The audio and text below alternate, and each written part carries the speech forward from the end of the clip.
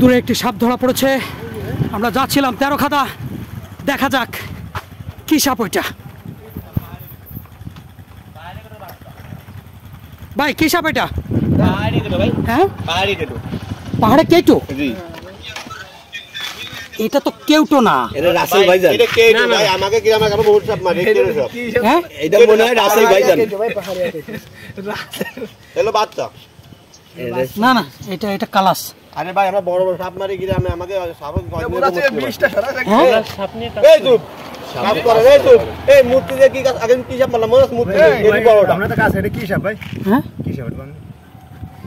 এটা ভাই যেটা বলছো ওইটাই কালাস সাপ ভাই। এটা তো কালাস। কালাস বিষ আছে। হ্যাঁ অবশ্যই বিষ আছে। এটা কালাস, বাংলাদেশের বিশ্বদের ভিতরে একটা। এটা কালাস। অনেক সাপ আছে, অনেক সাপ। শুনেন শুনেন শুনেন, আমি একটা কথা বলি। সাপ যখন মারা যায় তখন ওর বিষ থাকে। আচ্ছা মারছেন কিভাবে? এই যে এখান থেকে এই ভাই এই যে স্যান্ডেল দিয়ে বাড়ি দিছি বলি ধরে। তাই কি আমাকে কি গ্রামে লাগা, আমাকে ভয় আছে না কোনো। এতে দেবে বাইরে আসছে স্যান্ডেল দিয়ে বাড়ি দিছি। আপনাদের এলাকায় সাপের পরিমাণ কেমন? কিরা আমার চাচা প্রত্যেক বছর এরকম মোটা মোটা সাপ মারে 4 বছর আমাকে ঘিরেতে। অন্তত এই রাস্তার পাশে অনেক সাপ। এই সাপ এই বাচ্চাটা এই জায়গাতে হাইটে আসতেছে। আসার পরে আমরা সবাই সরে গেছি, সরে যে ওইতে যায়। আচ্ছা সম্প্রতি আমাকে দেশে একটা সাপ বৃদ্ধি পাইছে, সাপটার নাম কি? Russell viper. রাসেল ভাইপার কেন বাড়ছে বলতে পারবেন? এটা গুজব ভাই আমার মতে। গুজব না, আমার মনে হয় এটা গুজব না, এটা সত্যি না হতে কি পারে। অনেক গুজব, কিন্তু গুজব কোনটা? ওরে যেভাবে তুলে ধরা আছে সেইভাবে, তবে অধিক পরিমাণ ছড়াইছে এটা কিন্তু গুজব সত্য।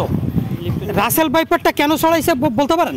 না, কারণ এই সাপ নিয়ন্ত্রণে রাখতো একসময় শেয়াল, বেজি, গুই সাপ, গন্ধগোকুল, এই প্রাণীগুলো এদেরকে নিয়ন্ত্রণে রাখতো। এখন এই প্রাণীগুলো নাই, না থাকার কারণে এই সাপের পরিমাণ বৃদ্ধি পেয়ে গেছে।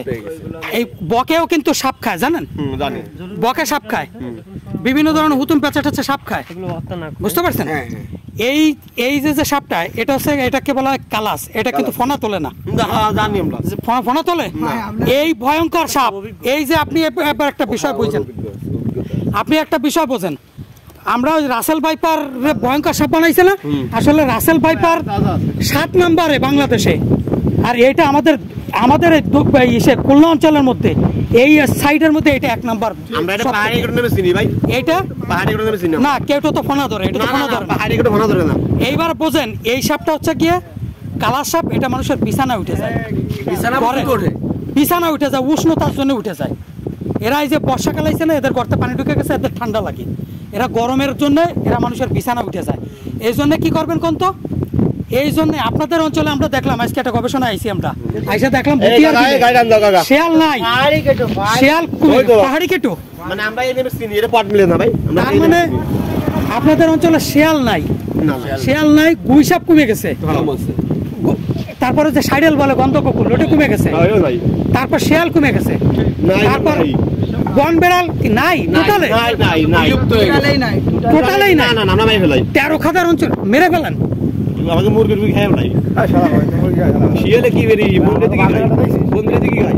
এই বাজারে একটা আছে বসছে, হ্যাঁ গুই সাপ মনে করেন এনতেই বড় ছেলে হবে। আচ্ছা শোনেন, ওই আর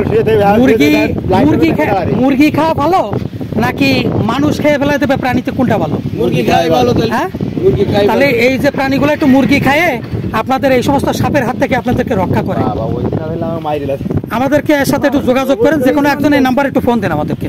এটা গল্প জন্মেন নেই। হ্যাঁ বলুন। রাত 12টার সময় ফ্রি ফায়ার গেম খেলে আসতেছি, মূর্তি বসি ঠ্যাঙ্গেল করলে বাইরে চলে গেছে সাপে, ঠিক আছে?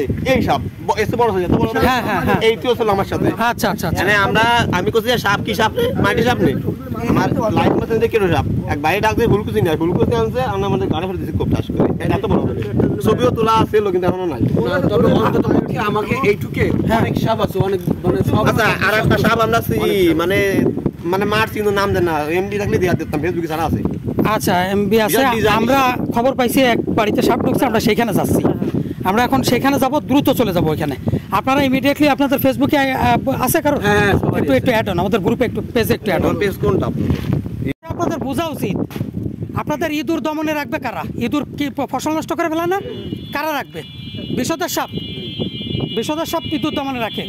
যদি বসত বাড়ির আশেপাশে আপনাদের বিষধর সাপের পরিমাণ বেশি হয়, আপনাদের অবশ্যই শেয়াল, বেজি, গন্ধগোকুল, মানে সাইডেল, গুই সাপ, এইগুলো মারা যাবে না, এইগুলো মারলে এই বিষধর সাপ আপনারা কোনোদিনই নিয়ন্ত্রণ রাখতে পারবেন না। পৃথিবীর কোনো টেকনোলজি বিষধর সাপ আর ইঁদুর নিয়ন্ত্রণে রাখতে পারবে না। একমাত্র আল্লাহ যে এই যে প্রাণীগুলো দিছে এইগুলোর মাধ্যমে এগুলা সংরক্ষণ করতে হবে।